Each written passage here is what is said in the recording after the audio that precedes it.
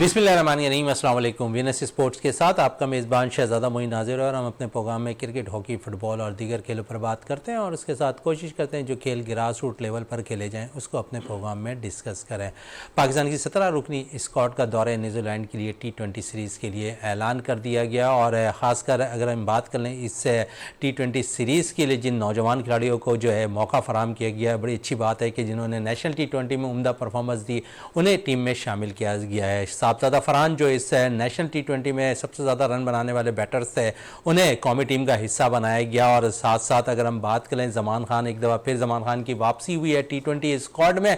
आज़म खान भी काफ़ी अरसे के बाद कौमी टीम का हिस्सा बने और अगर हम बात करें आज़म खान के हवाले से, और जब प्रेस कॉन्फ्रेंस हो रही थी, जब chief selector Wahab Riaz press conference कर रहे थे तो उन्होंने आज़म खान के हवाले से कहा कि माजी में भी आज़म खान छठे नंबर पर बैटिंग करते हुए बड़ी ज़बरदस्त फॉर्म में दिखाई देते थे और इस दफ़ा भी वो यही कह रहा है कि छठे नंबर के लिए सबसे बेस्ट बैटर हमारे पास अगर देखा जाए तो आज़म खान ही मौजूद थे। गो के इस टीम के अंदर मोहम्मद नवाज़ एक दफ़ा फिर शामिल हैं और मोहम्मद नवाज़ के हवाले से अगर हम बात कर लें तो T20 में अगर हम देख लें नेशनल T20 में कुछ ख़ास परफॉर्मेंस उनकी नहीं रही थी और साथ साथ माजी में भी जिस किस्म की T20 में उनकी परफॉर्मेंस है तो नाकिस परफॉर्मेंस के बाइस भी वो T20 स्क्वाड का दौरे न्यूजीलैंड का हिस्सा बनते दिखाई दिया। फिर नौजवान फास्ट बॉलर जिसने सबको मुतासर किया इस नेशनल T20 में अब्बास आफरीदी वो टीम का हिस्सा बन गए हैं और अगर हम बात कर लें तो नौजवान बैटर्स विकेट कीपर हसीबुल्ला जिनके लिए पेशगोई की जा रही है कि मुस्तकबिल का बहुत बड़ा विकेट कीपर बैटर्स सामने नजर आएगा, उसे भी T20 स्क्वाड का हिस्सा बनाया गया है। सारी सूरत-ए-हाल पे भी अपने शो में बात करेंगे और खासकर कराची के खेल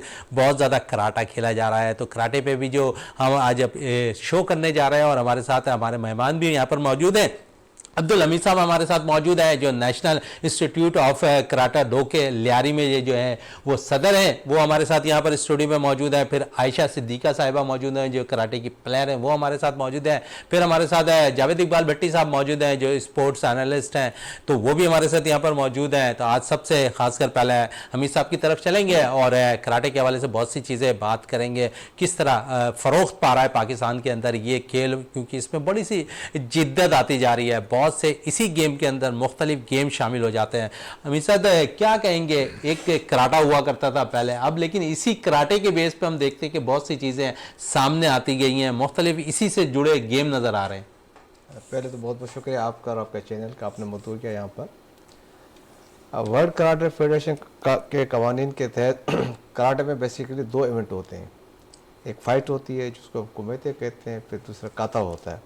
अच्छा, इसी के अंदर फिर इनफरादी मुकाबले हैं, टीम मुकाबले हैं, तो वो वक्त के हिसाब से बहुत सारी चीज़ें चेंज हो रहे हैं। क़वानीन के अंदर अपडेशन वक्त के हिसाब से आ रहा है। इंटरनेशनल ओलंपिक कमेटी की जो इंस्ट्रक्शन होती है ताकि स्मूथली सारी चीज़ें चलें, खिलाड़ी को कोई चोट नहीं लगे, उस हवाले से दिन ब दिन उसके अंदर अपडेशन रूल्स वगैरह के अंदर तब्दीलियाँ आती रहती हैं और हमारी पाकिस्तान कराटे फेडरेशन उसको स्ट्रिक्टली विजिटली बड़ा फॉलो कर रही होती है, कोर्सेज भी कराती है, रेफरी जजेस के हो गए, कोचेस के हो गए, प्लेयर्स के हो गए। तो माजी के मुकाबले कराटे ने बड़ा फ्लोरिश किया है और हमारा रिकॉर्ड भी अगर देखा जाए, हाउस में recently south Asian karate championship हुई थी, उसमें भी हमारे खिलाड़ियों ने बड़ी अच्छी कारकर्दगी का मुजाहरा किया है और उम्मीद है कि आइंदा भी हमारा रिज़ल्ट अच्छा रहेगा, चाहे वो सूबों का हो या डिपार्टमेंट का हो, तो बड़ा अच्छा रिजल्ट आ रहा है। बड़ा अच्छा रिजल्ट आ रहा है। आयशा हमारे साथ मौजूद है। आयशा, छोटी सी उम्र में बड़ी अचीवमेंट आपकी है, अगर हम देख लें तो जिस तरह आपने तमाम ही मुकाबलों में शिरकत की जो नेशनल सतह पर होते हैं और पहली ब्लैक बेल्ट आप एजाज़ रखती हैं, मुनफरद एजाज़ है आपके पास है, हासिल किया हुआ है। आपने अपना कैरियर किस तरह शुरू किया था? अगर हम बात करें national Institute of karate do में, आपने लियारी में जो है इंस्टीट्यूट, वहाँ पर आपने बाकायदा दाखिला लिया था मेरे ख्याल में 2015 में, तो उसके बाद से कैरियर किस तरह स्टार्ट किया था?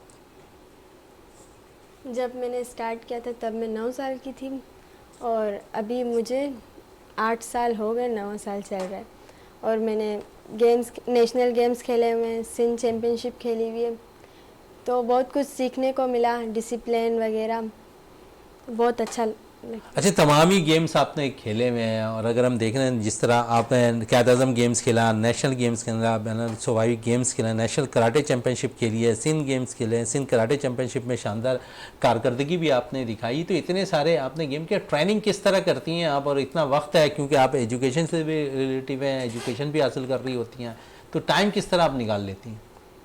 रात के वक्त मैं ट्रेनिंग करती हूँ, जब मैं हर काम से फ्री हो जाती हूँ उस वक्त मैं ट्रेनिंग करती हूँ, और एजुकेशन भी साथ साथ चल रही है। थोड़ा टफ होता है लेकिन अब हो जाता है।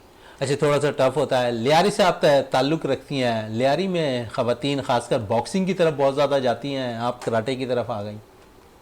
एक्चुअली में मुझे भी शुरू में बॉक्सिंग का ही शौक़ था, लेकिन उस वक्त लड़कियों के क्लब नहीं थे, लेकिन मुझे बस स्पोर्ट्स करना था तो मैंने कराटे की तरफ में गई। जब वहाँ पर भी मैं गई थी तो उस वक्त भी इतनी लड़कियाँ नहीं थी लियारी में, स्पोर्ट्स में जो थी आती थी बहुत कम थी, मैं तो छोटी थी तभी शायद मैं रह सकी हूँ। अगर मैं भी उस वक्त अगर बड़ी होती तो शायद मैं उस वक्त जो हमारे माहौल वगैरह थे तो मैं भी नहीं रह सकती। अच्छा, आपने मैट्रिक कहाँ से किया है और फिर इंटर कहाँ से कर रही हैं? मैंने DCTO स्कूल से मैट्रिक किया है और अभी फातिमा जिन्ना में मैं इंटर कर रही हूँ। इंटर कर रही हैं। जावेद इकबाल भट्टी साहब है, आपकी तरफ आते हैं। जावेद साहब, अगर हम बात करें नेशनल T20 में उम्दा परफॉर्मेंस दिखाने वाले क्रिकेटर्स को दौरे न्यूजीलैंड के लिए सेलेक्ट कर लिया गया है, जिन लोगों ने परफॉर्मेंस दी है। अब्बास ने अच्छी परफॉर्मेंस दी, टीम में शामिल है। हसीबुल्ला ने परफॉर्म किया, वो टीम में शामिल है। आज़म खान है जो मोइन खान के बेटे हैं, उन्होंने परफॉर्मेंस दी, वो टीम में मौजूद है। सबसे इंपॉर्टेंट है साहबजादा फरहान, जिन्होंने इस टूर्नामेंट में नेशनल T20 में सबसे ज़्यादा रन किया है, वो टीम का हिस्सा है। और फिर सबसे इम्पॉर्टेंट चीज़ है कि इस टीम के अंदर अगर हम देखें तो जो टीम सेलेक्ट की गई, आप समझते हैं कि बेहतर टीम है दौरे न्यूजीलैंड के लिए? बहुत शुक्रिया मोइन भाई, जिस तरीके से अभी आपने इंटरव्यू में कहा था, देखिए टीम सेलेक्ट कर दी, जिस लड़के ने परफॉर्म किया है बोर्ड ने उनको उनका हक दे दिया है। अब देखिए जो वो प्लेयर भी परफॉर्म कर रहा था, हम जिनकी बातें कर रहे थे, वो सारे प्लेयर टीम में आ गए। सिर्फ जो है एक मोहम्मद नवाज की समझ नहीं आई कि उनको किस परफॉर्मेंस की बिना पर जो है सिलेक्टर्स ने सेलेक्ट किया है इस टीम में। देखें उनकी ना नेशनल T20 में परफॉर्मेंस अच्छी थी, ना ही पास्ट में जो कौमी टीम के साथ हो वर्ल्ड कप में ये जो वनडे खेल रहे थे उनमें भी कोई उनकी परफॉर्मेंस खास नहीं थी। तो मैं ये चाहूंगा कि भाई सिलेक्टर ने तो अपना काम कर दिया, सिर्फ हम नवाज पे जो है क्रिटिसाइज कर सकते हैं उस पर, क्योंकि उसकी परफॉर्मेंस नहीं थी। बकाया जो लड़का टीम में सिलेक्ट हुआ है माशाल्लाह वो डिजर्व करता था।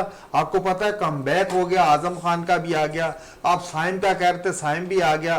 सिर्फ थोड़ा सा एक मोहम्मद हारिस थे, उन्हें भी ड्रॉप कर दिया गया, हालांकि उनकी T20 रेस्ट दिया गया है। चीफ सेलेक्टर सवाल हुआ था कि उन्हें रेस्ट दिया गया है। ये जो न्यूजीलैंड के खिलाफ जब T20 सीरीज होगी, हो सकता है कि जब आगे जो वर्ल्ड कप आ रहा है उस दौरान उन पे जो है गौर किया जाएगा।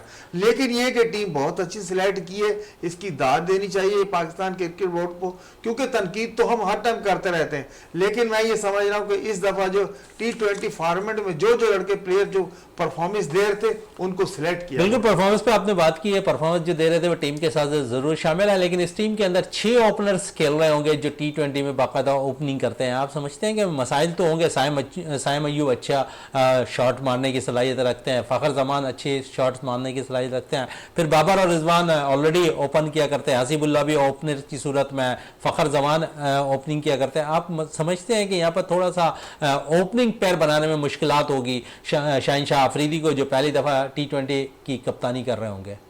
मोइन भाई वैसे होनी तो नहीं, जिस तरीके से आपको पता है बाबर और रिजवान जो है थ्रू आउट ओपनिंग करते आ रहे हैं T20 में, और फिर उसके बाद जैसे आपने 6 ओपनर्स की बात की है उसमें साइम आ गया है। ठीक है, साइम आपको पता है ये ऊपर का बैट्समैन है, तो शफलिंग अगर ये चाहे तो कर सकते हैं। मैं नहीं समझता है कि शाहीन शाह अफरीदी जो है रिजवान और बाबर के नंबर को छेड़ेंगे। ये है कि इन्हें वन नौजवान खिलाड़ियों का क्या होगा, सिर्फ घूमने गए? नहीं, बात घूमने की नहीं हो रही। देखें उनकी परफॉर्मेंस है, उनकी परफॉर्मेंस है T20 में जो है लास्ट आपने तो चांस मिलेगा तो वो परफॉर्म दिखाएंगे ना। आप साइम अय्यूब की बात कर लें, वो परफॉर्म कर रहे थे नेशनल T20 के अंदर है। साहबजादा फरहान है पूरी टूर्नामेंट के अंदर उम्दा बैटिंग करते रहे, हसीबुल्ला पूरी टूर्नामेंट में बैटिंग करते रहे, फ़खर जमान भी टूर्नामेंट में जो है नेशनल T20 में बैटिंग करते रहे और फिर फाइनल भी सेमीफाइनल दोनों ही उन्होंने जिताया। तो आप समझते थोड़ा सा अगर चांस मिले दोनों जो रेगुलर ओपनर है तो वो बेहतर नहीं होगा, बजाय इसके कि नंबर 3 नंबर पर आकर बाबर खेलें, 4 नंबर पर आकर रिजवान खेलें। मोइन भाई, जिस तरह आपने अपने इंट्रो में बात की, देखिए 6 ओपनर है टीम में, 6 के 6 ओपनर जो है आप नहीं खिला सकते। ठीक जो फॉर्मेट बनी हुई है, जिस तरीके से टीम को लेकर वो चल रहे थे, आपको पता है कि ओपनिंग जो है ये बहुत बड़ा गेम है ओपनर्स के लिए, लेकिन ये कि नए प्लेयर हैं तो वो चाहेगा, शहनशाह अफरीदी यही चाहेगा कि रिजवान के साथ और बाबर के साथ जाए, उसके बाद फखर आ जाए, साइम आ जाए। इन सबको जो है ना शुरू में मसाइल, बिल्कुल आप सही कह रहे हैं, मसाइल हो गए, लेकिन जैसे ही कॉम्बिनेशन टीम का बन जाएगा तो मैं नहीं समझता कि इन ओपनर्स के लिए कोई मसला हो। जब कॉम्बिनेशन बन जाएगा तो ऑटोमेटिकली जो है इनके नंबर जो है अपने बिल्कुल सेट हो जाएंगे। चलिए नंबरों पे तो अभी मजीद और भी बात करेंगे आपसे। अब्दुल हमीद साहब की तरफ आते हैं। अभी सब आप लोग जिस तरह national Institute of karate 2 Lyari में मौजूद है, वहाँ बच्चों को कितने बच्चे हैं और किस, और ख़ासकर अगर हम बात करें लियारी में ख़वातीन भी बहुत ज़्यादा आपके इंस्टीट्यूट में आ रही होती हैं, वहाँ सीख रही होती हैं, तो इन बच्चों के लिए आप बाकायदा तौर पर क्या प्लान रखा हुआ है? नेशनल सतह पर जो मैचेस होते हैं, सिंध गेम्स होते हैं, इन बच्चों को किस तरह आप आगे लेके जाते हैं, कितनी मोटिवेट करते हैं? जिस तरह दूसरे कराटे क्लब चल रहे हैं, इस तरह हमारा कराटे से सेटअप चल रहा है और अल्लाह का बड़ा करम है कि इस वक्त मैं ओपनली कहता हूँ जितनी स्ट्रेंथ बच्चों की हमारे पास है इस वक्त, और बहुत ही मुश्किल हो किसी और जगह पे इतनी हो। एक तो वजह तो ये कि वर्ल्ड बैंक ने पूरा कम्प्लेक्स वो बनाया हुआ है, पूरा स्पोर्ट कम्प्लेक्स बनाया हुआ है, उस वजह से माहौल अच्छा खासा तब्दील हो गया है। लाइटिंग का सिस्टम अच्छा है, सिक्योरिटी अच्छी है, लोगों को एहसास है कि जाकर सीखने का। अच्छा, जहाँ तक बात रही कि प्लान की, हमारे पास वर्ल्ड वाइड यूथ होती है, उसके बाद कैडेट हो गए, कैडेट के बाद जूनियर है, जूनियर के बाद सीनियर है, इसमें मेल कैटेगरी भी है, फीमेल कैटेगरी भी है। उससे फिर मज़ीद वो नीचे जाते स्पोर्ट को ग्रास रूट लेवल तक प्रमोट करने के लिए अंडर 14 भी आ गया, अंडर 12 भी आ गया। तो हमारी प्रिपरेशन एज वाइज सबके लिए अलग अलग होती है। एक फॉर्मेशन है ओवरऑल एक्सरसाइज करने का, वो अलग है। तो जो बच्चे एक्सरसाइज करते हैं वो लाजमी बड़ा नहीं कर सकता, बड़ा वो कर भी नहीं सकता है, और बड़े जो करें बच्चा वो नहीं कर सकता है। तो हर एक हमने फार्मूला अलग किया हुआ है। वो अल्लाह का करम है कि इंटरनेशनल प्लेयर है हमारे पास। सादी अब्बास है, नाम भी काफ़ी है, कुलसुम हज़ार है, शहबाज है, नादिर है, अब्दुल रहीम है, जैसे ये खुद ये आयशा माशाल्लाह आगे आ गई, और भी अब पीछे की बड़ी लंबी खेप आ रही है। अब रिसेंटली हमारे पास +84 में अनबीटन खिलाड़ी है फारूक खान, तो माशाल्लाह हाइट भी उसकी अच्छी है। तो वर्किंग हम कर रहे हैं, वक्त के हिसाब से खिलाड़ी आस्ते चलो वर्किंग कर रहे हैं आप लोग, इस पे मजीद भी बात करेंगे। इस वक्त हमें टेलीफोन लाइन पे ज्वाइन कर लिया है senior sports analyst Jafar Hussain साहब ने, उनसे बात कर लेते हैं। वो हमारे साथ टेलीफोन लाइन पे मौजूद है। जाफर हुसैन साहब है नेशनल T20 टूर्नामेंट में उम्दा परफॉर्मेंस है दिखाने वाले खिलाड़ियों को अगर हम बात कर लें तो बाकायदा तौर पर न्यूजीलैंड के खिलाफ जो 17 रुकनी स्क्वाड का ऐलान हुआ है उसमें चांस दिया गया है। आप समझ रहे हैं कि टीम सही सिलेक्ट हुई है, 17 रुकनी स्क्वाड है, और इस टीम के अंदर अगर हम देखें तो 6 ओपनर शामिल हैं, फिर 3 जो है स्पिनर शामिल है T20 के अंदर। आप समझिए कि बेहतर फैसला है। इब्रार आप वनडे के लिए पहले कंसल्ट करते हैं, फिर टेस्ट मैचेस के लिए कंसल्ट करते हैं, और अब T20 के लिए भी वो टीम का हिस्सा बनते दिखाई देते हैं। फिर इस 17 रुकनी स्क्वाड में मोहम्मद नवाज का टीम में शामिल होना एक सवालिया निशान नजर आ रहा है, जहां पर अगर हम देखें तो वहां पर बाउंसी विकेट है न्यूजीलैंड के अंदर, वहां मोहम्मद नवाज जैसे स्पिनर जो मुसलसल नाकाम नजर आए हैं मेरी नजर में, बल्कि माजी में भी उनकी परफॉर्मेंस कोई खास नहीं रही है। देखिए शहजादा मोइन साहब, सबसे पहले तो आपका बहुत शुक्रिया, और खासतौर पर जो गेस्ट बैठे हुए हैं उनको मेरी तरफ से सलाम और बहुत शुक्रिया आपका लाइन पे लेने का। पहली बात यह है कि जो टीम अनाउंस हुई है वो 17 रुपये जो अनाउंस हुई है, मुझे ये समझ में नहीं आता कि पाकिस्तान टीम इतनी ज्यादा, जैसा ऑस्ट्रेलिया हो गया या न्यूजीलैंड हो गया, वहां पे आप 15 रुकनी स्क्वाड भेजा करते थे उससे पहले, लेकिन 17 रुकनी क्यों कर दिया गया? आपने वर्ल्ड कप में भी देखा कि 18 रुकनी स्क्वाड जो है ना वो भेजा गया, और उसमें जो है ना वो 3 प्लेयर जो थे वो हमारे जो है ना विजिट करके ही आ गए, और ये समझने कि उनके लिए एक जो है ना वो घूमने फिरने का टूर ही साबित हुआ। तो ऐसा लग रहा है जिस तरीके से जो स्पिनर्स का एक बहुत ही ज्यादा खिलाड़ियों को ले जाना, वहां पे आपने खुद कहा इब्रार हैं, फिर उसामा हैं, फिर नवाज हैं, फिर आपके और भी प्लेयर हैं, तो मेरे ख्याल में इनका शामिल होना और अब्बास का शामिल होना और आपके जमान का शामिल होना, कुछ ऐसे प्लेयर्स हैं जो कि सिर्फ अपने जॉय ट्रिप पे जाएंगे और वापस आ जाएंगे। आप हालांकि टीम यही है, यही आपके 20-25 लड़के हैं जिसमें से टीम बननी है, जिसमें से टीम जो है ना निकलकर आपको वर्ल्ड कप में हिस्सा लेना है। तो मेरे ख्याल में ये जो सीरीज हो रही है इसमें जो बेहतरीन परफॉर्मर हैं, जो हमारे डोमेस्टिक के परफॉर्मर थे, इसमें मौका देना चाहिए, क्योंकि जो लास्ट हम सीरीज खेल चुके हैं वो तो हम अपने नाम कर चुके हैं जब न्यूजीलैंड आई थी पाकिस्तान, और उस सीरीज को जो है ना पाकिस्तान ने अपने नाम किया था। तो मेरे ख्याल में ये अच्छा ऑप्शन है कि आप नए टैलेंट को मौका दें, जिस तरह हसीबुल्लाह मेरे ख्याल में बहुत आउटस्टैंडिंग 2 साल से परफॉर्मेंस दे रहे हैं और अब टीम का हिस्सा बने हैं, स्क्वाड का हिस्सा बने, तो अब उनको टीम में भी शामिल करना चाहिए। बात आप जी जी, मैं ये कह रहा था कि इस टीम में यकीनन चांस भी मिलना चाहिए। अगर देखें तो रेगुलर जिस तरह जावेद साहब बैठे हुए हैं, जावेद साहब कह रहे हैं कि मोहम्मद रिजवान और बाबर आजम शायद शहनशाह अफरीदी उनके नंबरों को नहीं छेड़ेंगे, लेकिन हम देखते हैं कि इस टीम के अंदर 6 ओपनर्स बाबर और रिजवान को मिलाकर हो रहा है। क्या आप समझते हैं कि फखर जमान तो वन डाउन खेल लेंगे, लेकिन साहबजादा फरहान ओपनिंग करते हुए नेशनल T20 में बड़ी मार मारी, उन्होंने बॉलर्स के बुरकस निकाले, फिर साइम अयूब ने बुरकस निकाले बॉलर्स के। अब समझते हैं कि नौजवान खिलाड़ियों को कम से कम उनके नंबर पर अगर मौका फराहम किया जाए तो ज्यादा बेहतर परफॉर्मेंस कर सकते हैं, बजाय इसके कि उनके नंबरों को छेड़ा जाए। देखिए, बड़ी अच्छी चीज है कि साइम अयूब भी स्क्वाड का हिस्सा है। मेरे ख्याल में कॉम्बिनेशन बनाने में थोड़ा सा टाइम लगेगा, लेकिन ओपनिंग प्लेयर जो होंगे वो मुख्तलिफ उस पे मैचेस पे जो है ना आजमाया जाएगा, मुझे ऐसा लगता है, क्योंकि अगर आपके वर्ल्ड सर 4 साल से तो इसी प्लेयर ने खेलते दिखाई दिए, तकरीबन 3 साल से मोहम्मद रिजवान और बाबर T20 के अंदर। देखिए, हर कप्तान का अपना कॉम्बिनेशन बनता है, और जिस तरह शहनशाह अफरीदी को कप्तान बनाया गया है तो इसका मतलब ये है कि उन्होंने कुछ सोचा होगा कि उनका कॉम्बिनेशन किस तरीके से बना के देना है। आप देख लें कि जो भी मैचेस हुए हैं उसमें पाकिस्तान ने नो डाउट फाइनल सेमीफाइनल भी खेला है और एशिया कप का फाइनल भी सेमीफाइनल खेला है। मेरे ख्याल में T20 में पाकिस्तान की परफेक्ट टीम है, और इसमें जो है ना आप अब जिसमें जितने खिलाड़ी आप नेशनल T20 देख लें, उसमें भी आपको बेशुमार ऐसे खिलाड़ी आपके सामने आए हैं जिन्होंने PSL की वो लोग जो है ना हिस्सा बने। तो पाकिस्तान में T20 खेलने वाले तो बेशुमार खिलाड़ी हैं।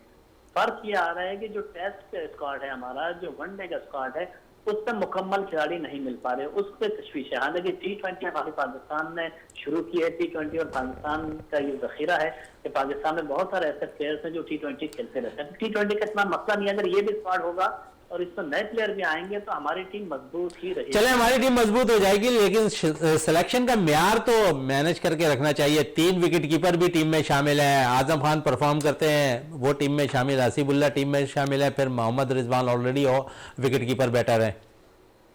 देखिए, वही बात है ना कि आप ही लोग चिल्ला रहे थे कि भाई आजम खान जो है इतनी अच्छी परफॉर्मेंस दे रहा है T20 में, उसको टीम में होना चाहिए। आपका जो है ना हसीबुल्लाह इतनी अच्छी परफॉर्मेंस दे रहा है 2 साल से, उसको टीम में होना चाहिए। आपकी ख्वाहिश में सिलेक्शन मोहम्मद रिजवान को ड्रॉप कर देते हैं एक सीरीज के लिए, कोई फर्क तो नहीं पड़ता? ऐसा कुछ नहीं है। आप देखें, इन आउट होता रहता है, जिस तरह अभी टेस्ट मैच नहीं खेल रहे, आप इसमें ये भी कर सकते हैं कि आप एक आध मैच में आप रिजवान को बिठा के दूसरे को आजमा लें।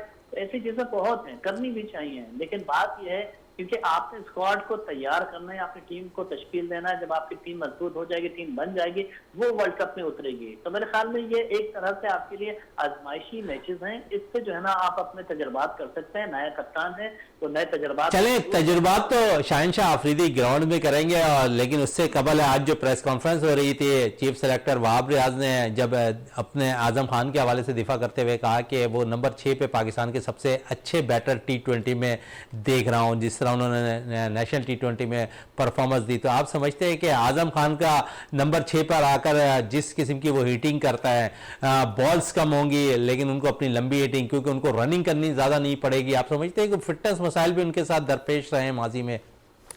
नहीं, ऐसा कुछ नहीं होगा, क्योंकि बहुत सारे इस तरह के प्लेयर्स जो है ना उन्हें आउटस्टैंडिंग खड़े खड़े ही चौके छक्के मारने के आदी होते हैं। तो ज्यादा मसला नहीं है। हालांकि अगर आप इनकी फिटनेस की बात कर रहे हैं तो मुझे इनकी फिटनेस में कोई ऐसी चीज दिखाई नहीं दे रही। अगर आप लास्ट 2 मैचेस देखें, सेमीफाइनल फाइनल देखें नेशनल T20 का, तो उसमें जिस तरह के कैचेस थामे हैं आजम खान में, मैं समझता हूँ कि एक बहुत ही परफेक्ट प्लेयर की ये निशानी होती है कि वो काफी तकरीबन 30 मीटर के फासले पे जाके भागते हुए कैचेस पकड़ना और कीपिंग में जो है ना आपको डाइव मार के कैचेस पकड़ना, तो मेरे ख्याल में ये एक विकेट कीपर के लिए एक बड़ी बात होती है कि उन्होंने इस तरह के कैचेस पकड़े।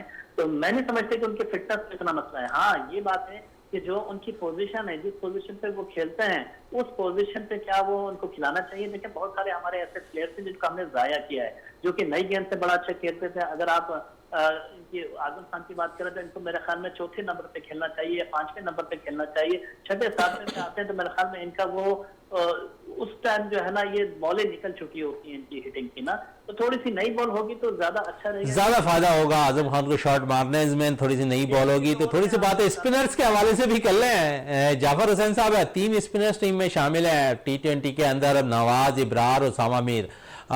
जिस तरह नवाज की परफॉर्मेंस है, माजी में कोई ख़ास अच्छी परफॉर्मेंस नहीं रही है। नेशनल T20 में मिला जुला रुझान रहा है उनका, कभी वो बैटिंग अच्छी कर रहे थे नेशनल T20 में, कभी बॉलिंग अच्छी कर रहे थे। फिर उसामा मीर ऑलरेडी अच्छी बॉलिंग कर रहे हैं T20 के अंदर है। आप समझते हैं इब्रार एक, नवाज तो शायद सवालिया निशान है, लेकिन इब्रार का टीम में होना एक चौंका देने वाली बात है, जिसे आप वनडे में चांस नहीं दे रहे। टेस्ट मैचेस के लिए वो ज़रूर है, टीम स्क्वाड का हिस्सा थे, लेकिन इंजरी की वजह से वो शायद टेस्ट मैचेस नहीं खेल पाए। आप समझ रहे कि T20 में उनको आजमाया जाएगा अब? देखिए प्रॉब्लम ये है कि जो इब्रार हैं उनको जो है ट्रिप के लिए रखा गया है और उनको सीखने के लिए रखा गया है, क्योंकि रिजवान जो है ना वो आपको पता आउटस्टैंडिंग है, लेकिन मोहम्मद नवाज को जो इस्तेमाल किया जाता है वो कहाँ पे इस्तेमाल किया जाता है। वो T20 में तो अच्छी परफॉर्मेंस देते हैं, लेकिन गुज़िश्ता 1.5 साल से 2 साल से उनकी परफॉर्मेंस में बड़ा एक झोल पैदा हो गया। उनकी वो कारकर्दगी नहीं रही जो कि पहले माजी में हुआ करते थे। इवन ये कि उन्होंने गुज़िश्ता PSL में भी कोई इतनी अच्छी कारकर्दगी नहीं दिखाई, इस वजह से कोचा ग्लेडिएटर ने जो है ना उनको रिलीज किया और को शामिल किया। तो मेरे ख्याल में यही बात होती है, अगर अच्छी परफॉर्मेंस दे रहे होते तो मेरे ख्याल में कोई टीम जो है ना अपने जान नहीं छुड़ाएगी। इसमें से ज्यादा बेहतर ये नहीं होता कि मोहम्मद नवाज की जगह डोमेस्टिक क्रिकेट में जो मिडिल ऑर्डर पर बैटिंग कर रहे थे जो बैटर जिन्होंने परफॉर्म किया हुआ था उन्हें टीम में शामिल कर लेते हैं आप? क्योंकि अगर हम देखें तो जिस तरह इफ्तिखार भी बॉल कर लेते हैं, फिर अगर उसामा खेलेंगे तो उसामा भी ऑलराउंड कारकर्दगी का मुजाहरा करते हैं, तो नवाज की जगह बैटर शामिल कर लेते, वो सुदमंद साबित होता है। या यहाँ पर भी दोस्ती यारियां निभाई गई है चीफ सेलेक्टर की जानिब से?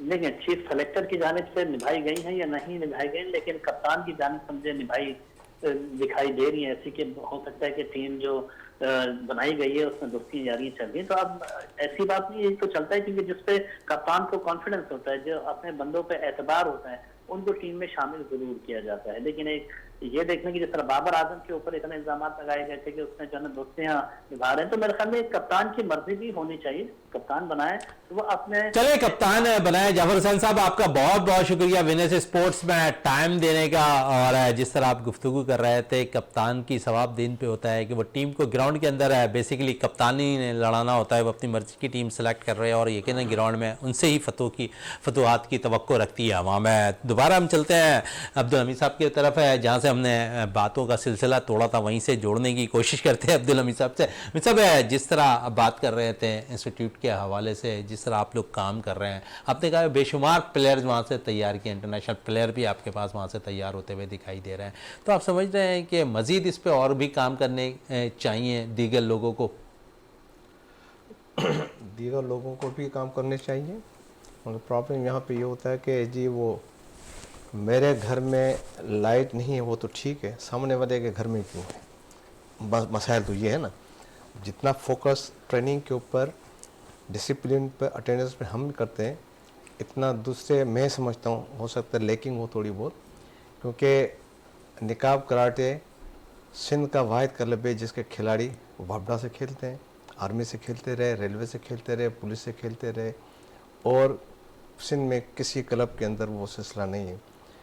इसकी बुनियादी वजह यह है कि वो लेक ऑफ इंफ्रास्ट्रक्चर है, फ्रेश पे बच्चे ट्रेनिंग कर रहे होते हैं, मेट उनके पास नहीं है, हमारे पास मेट है, वो हमारा जो फ्लोर अब बना है वो PU का पूरा फ्लोर बना हुआ है, और वर्ल्ड बैंक ने पाकिस्तान में फर्स्ट टाइम किसी जगह वो फ्लोर लगाया है।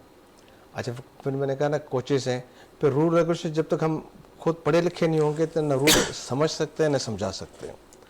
एक सबसे बड़ा इशू ये भी है कि एजुकेशन की कमी है बहुत सारे लोगों के पास, और कुछ लोगों ने रेस लगाई हुई कि बच्चे ज़्यादा होने चाहिए, क्वांटिटी ज़्यादा होने चाहिए, यार कुछ भी हो, कुछ भी हो कुछ भी हो कुछ भी हो।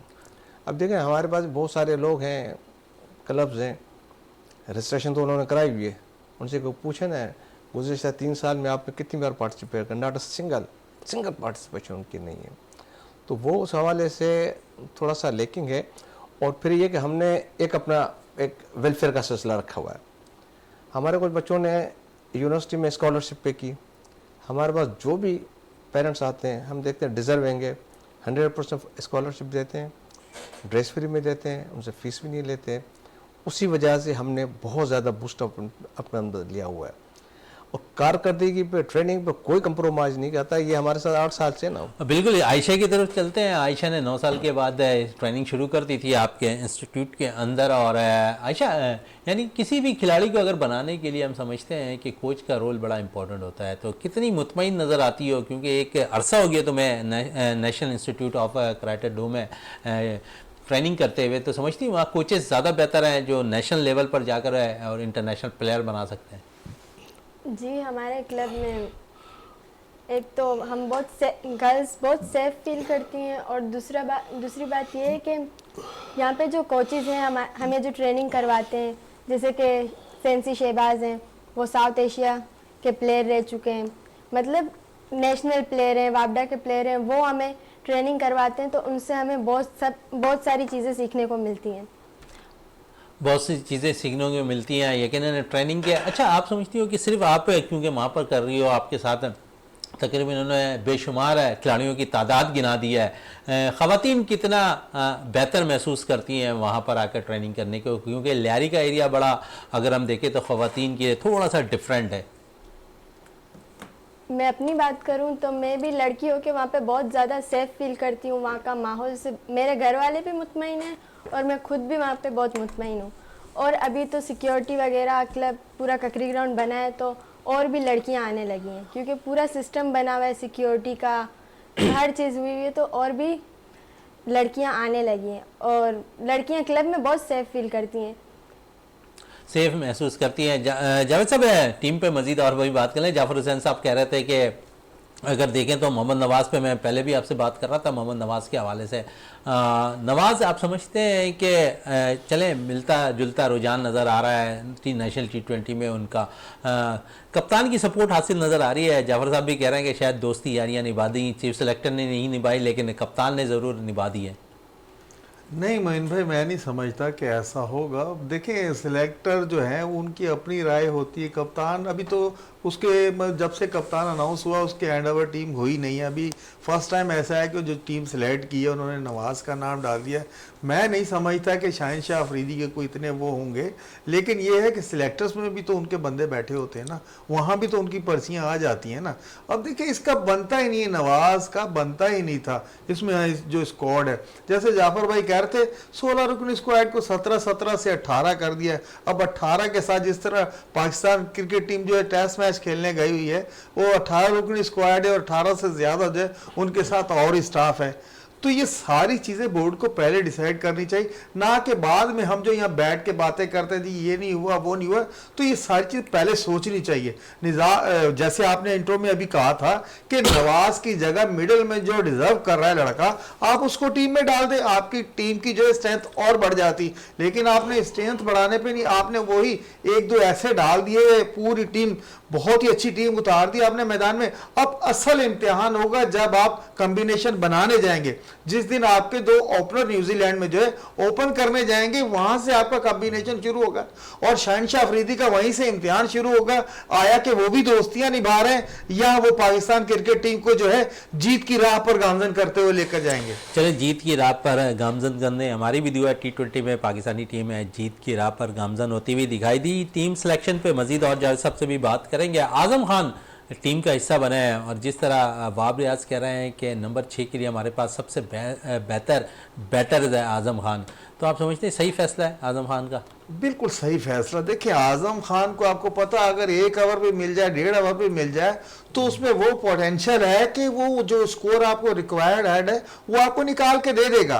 तो जिस तरीके 6 नंबर पे अभी तो सिर्फ वहाब रियाज ने कहा है, हो सकता है जो मैच की सिचुएशन हो, शफलिंग भी हो सकती है। अगर किसी दिन शफलिंग होती है, आदमी को ऊपर बैठते हैं तो वो रन्स कर देता है, तो हो सकता है 6 से वो ऊपर भी आ सकता है। ये तो आपको कप्तान का माइंडसेट देखना होगा कि वो किस किस प्लेयर से किस तरीके का काम ले सकता है। साइम अयूब आपके पास, साहबजादा फरहाना आपके पास, फखर, रिजवान, बाबर, इफ्तिखार अहमद, ये बड़े बड़े प्लेयर्स आपके पास है जो रिजल्ट दे रहे हैं। साइम के जो खुद के शॉट हैं, आजकल पूरी दुनिया में जो साइम अयूब जो शॉट खेल रहा है वो सिर्फ उसके अपने शॉट है, वो क्रिकेट बुक के शॉट नहीं है। तो उसे भी यूटिलाइज कैसे करता है, बात वही है जब पहला मैच होगा, जब कॉम्बिनेशन बना के टीम ग्राउंड में उतारेंगे, वहां आपको रिजल्ट पता चल जाएगा। टीम बहुत बैलेंस बनी है, हम भी कह रहे हैं, लेकिन आप समझते हैं कि ये शायद है जो 2024 में जो है बाकायदा वर्ल्ड कप खेला जाना है, उस टीम के हिस्से के तौर पर ये नौजवान खिलाड़ियों को मौका फराहम किया गया है कि वो परफॉर्मेंस दें। कुछ लड़के अगर परफॉर्म दे देते हैं तो शायद वो पाकिस्तान टीम का मजीद मुस्तकिल हिस्सा बन जाए वर्ल्ड कप के लिए। जी मोइन भाई, देखिए अभी ये वर्ल्ड कप समझने ये जो टूर्स आ रहे हैं, हम ग्रूम कर रहे हैं लड़कों को। देखिए जितने जो है डोमेस्टिक में थ्रू प्रॉपर चैनल जो परफॉर्मेंस दे रहे हैं, और कई लड़के ऐसे हैं जो ग्रास रूट लेवल से परफॉर्मेंस देते हुए आए हैं और ऊपर आए हैं और आज टीम का हिस्सा बने। अगर यही लड़के जिस तरीके से परफॉर्म कर रहे हैं, अगर ये परफॉर्म करते जाते हैं तो पाकिस्तान क्रिकेट के लिए बहुत अच्छा साइन होगा, क्योंकि हमें आगे जो वर्ल्ड कप तकरीबन 5-6 महीने रह गए, उसके लिए हमें ज्यादा तगो दो नहीं करनी पड़ेगी। यही लड़के आपको जो परफॉर्मेंस करके दे रहे होंगे तो आपको जो है नए तजर्बे नहीं करने पड़ेंगे। तजुर्बे की बात करनी तो आपने आखिरी सवाल मैं जरूर करना चाहूंगा कि इस टीम के अंदर वाइस कप्तान का ऐलान नहीं हुआ है, और अगर देखें तो नौजवान खिलाड़ियों वो मुश्तमिल ये टीम है, पेपर पर नजर आ रही है। किसको समझते हैं कि अगर, क्योंकि 5 T20 मैचेस हैं न्यूजीलैंड में, और अगर शहनशाह आफरीदी, क्योंकि अगर हम देखते हैं तो मुसलसल वो रिदम में भी नहीं होते हैं और इंजरी प्रॉब्लम भी उनकी रहती है, अगर वो अनफिट हो गए तो आप समझते हैं कि इन नौजवान खिलाड़ियों में किसको वाइस कप्तान बनाया जाता कि वो टीम के साथ मुंसलिक होता, फिर कप्तानी करते दिखाई देते? मोइन भाई बहुत वैलिड सवाल है आपका कि वाइस कप्तान का ऐलान नहीं किया। मुझे ये लग रहा है कि पाकिस्तान क्रिकेट बोर्ड ने जो ना एक विंडो खुली रखी है। एक आपका जो स्पिनर है आपको पता है कि अनफिट है और वो फिटनेस मराहिल से गुजर रहा है, हो सकता है ये खिड़की जो है ना उसके आपका इशारा शादाब खान की तरफ है, ये चले अच्छी बात। आप बिल्कुल जबरदस्त। अमित साहब, बात हो रही थी खिलाड़ियों के हवाले से, और जिस किस्म का कॉम्प्लेक्स अगर हम देखें तो लियारी में कायम किया गया है, आप समझते हैं वो फैसिलिटीज ज्यादा बेहतर नजर आ रही है आपको ओवरऑल गेम्स के हवाले से? नहीं, बहुत ज़्यादा अमेजिंग, मतलब इंटरनेशनल लेवल की फैसिलिटीज़ हैं। और मैं आपको भी दावत दूंगा, कहने की बात नहीं, आप विज़िट करें 4 बजे शाम को। आप तकरीबन 250 से 300 फुटबॉल के बच्चे खेल रहे हैं, karate male female, boxing male female, और जो जॉगिंग ट्रैक बना हुआ है, फैमिलीज बाकायदा आती है जॉगिंग करने के लिए, वो बड़ा अच्छा पॉजिटिव हेल्थी साइन है उस चीज़ का। और मुख्तलिफ स्कूल्स ने अभी रिसेंटली प्रोग्राम्स किए, लियारी से बाहर के स्कूल थे, उन्होंने जब वो सिलसिला पूरा देखा स्पोर्ट कम्प्लेक्स का और कराटे का, बॉक्सिंग का, तो बड़ा अच्छा एक पॉजिटिव साइन माशरे में जा रहा था कि लियारी का जो वो नाम था उससे हटकर ये चीज़ भी है। ये क्योंकि लियारी में अक्सर हम देखते थे कि जब फुटबॉल के मैचेस होते तो शायकीन बहुत ज़्यादा नज़र आते थे, बॉक्सिंग के होते थे तो वहाँ शायकीन नज़र आते थे, लेकिन जब कम्प्लेक्स बन गया तो आप खुद कह रहे हैं कि वहाँ पर माहौल ही बिल्कुल तब्दील हो गया। इतना तब्दील हुआ कि आप वहाँ से देखते हो आपको अंदर से बड़े ठंडक का एहसास होता है कि जी जो परसेप्शन लियारी के लिए देखिए ये तो बिल्कुल डिफरेंट है बिल्कुल। और मैंने देखा जी सर, देखिए ये परसेप्शन तो चेंज हो गया है माशाल्लाह, बहुत अच्छा हो गया। अब तो रात को 2-2, 3-3 बजे भी अगर मैं वहाँ से गुजरता हूँ तो कोई मसला नहीं है। लेकिन आप ये क्या देख रहे हैं, अभी जो पूरा कॉम्प्लेक्स बन गया है वो अभी तो वर्ल्ड बैंक के हैंड ओवर ही है। नहीं हैंड ओवर कर दिया उन्होंने, सिंध गवर्नमेंट के हैंड ओवर कर दिया, लियारी टाउन के हैंड ओवर कर दिया, लियारी टाउन के हैंड ओवर कर दिया। सिक्योरिटी जो वहाँ प्रोवाइड की जा रही है वो लियारी टाउन की तरफ से प्रोवाइड की। 1 साल तक आया कि आप क्या समझते हैं कि इसको जो है बिल्कुल उन्हीं के हैंड ओवर रहना चाहिए या सिंध गवर्नमेंट के हैंड ओवर चला जाए? जिस तरीके से आपका पीपल्स ग्राउंड है फुटबॉल का, वो तो मुझे लगता है रेंजर्स का हेडक्वार्टर है। आया कि इसमें भी कोई इस तरह के हेडक्वार्टर बनने जा रहे हैं, या जिस तरीके से बच्ची ने अभी बताया कि हम लोग वहां जाके खुद को बिल्कुल महफूज फील करते हैं, और भी खवातीन का रुझान बढ़ गया वहां आने का, तो आया कि ये सिलसिला इसी तरह चलता रहेगा? इंशाल्लाह ये सिलसिला इसी तरह चलता रहेगा। देखिए वो दौर अब चले गए कि एजेंसी आके किसी स्पोर्ट कम्प्लेक्स में कब्जा करके बैठ जाए। नहीं सर, कब्जे की बात नहीं हो रही। कब्जा नहीं तो और क्या है ये देखिए, हम मुझे मैं जब भी वहां से गुजरता हूं तो मुझे लगता है ये पीपल्स स्टेडियम नहीं, ये हेडक्वार्टर है। नहीं, हेडक्वार्टर है ना। अच्छा, नहीं हेडक्वार्टर है। तो ये सर कब तक रहेगा? फॉरएवर रहेगा वो, फॉरएवर रहेगा, ये तय है। आप उसके अंदर दाखिल नहीं हो सकते। अभी रिसेंटली बॉक्सिंग की इन्होंने चैंपियनशिप कराई थी, हमें एंट्री नहीं होने, बोला पिछले गेट से जाओ। उनके अपने सिक्योरिटी परसेप्शंस होते हैं कि जी सिक्योरिटी ये चीज़ें हम यहाँ पे नहीं छोड़ सकते। अच्छा, वैसे वो कहते हैं कि जी फुटबॉल आके करें, ये करें, वो करें, वो अपनी जगह प्रैक्टिकल नहीं हो सकता ना वो उनका। चलिए अमित साहब, लियारी स्पोर्ट्स कॉम्प्लेक्स पे आते हैं वापस है। जिस तरह बात हो रही है खिलाड़ियों के रुझान की, आप समझते हैं पहले से ज़्यादा अब लियारी के में खेलों का रुझान बढ़ गया? सिर्फ फुटबॉल होती थी और बॉक्सिंग होती थी, अब दीगर गेम हो रहे हैं तो और ज़्यादा बच्चे वहाँ पर इंटरप्ट करते नजर आ रहे हैं। ककरी ग्राउंड के अंदर फुटबॉल भी थी, क्रिकेट की एक पिच बनी थी, क्रिकेट भी खेलते थे, जिमनास्टिक के बच्चे आके खेलते थे। तादाद तो कम थी ना? तादाद इसलिए कम थी लेकिन ककरी ग्राउंड कंकर थे उसके अंदर सारे। अब वो ट्रेनिंग करना बड़ा दिक्कत तलब मसला होता था।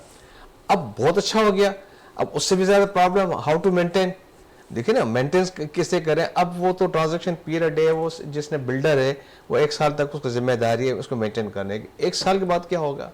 सर यही सवाल मेरा था। चले इसके बाद क्या होगा, टाइम इस पे किसी और दिन डिस्कस जरूर करेंगे। जावेद साहब आपका शुक्रिया, आयशा आपका शुक्रिया, अब्दुल हमीद साहब आपका बहुत बहुत शुक्रिया। प्रोग्राम का अख्ताम करते हैं दुआ के साथ कि पाकिस्तान में खेल और खिलाड़ी तरक्की करते रहें और पाकिस्तान का सब जलाली परचम दुनिया भर में रोशन रहे। इसी के साथ अपने मेज़बान शहजादा मोइन को इजाज़त दें। पाकिस्तान जिंदाबाद।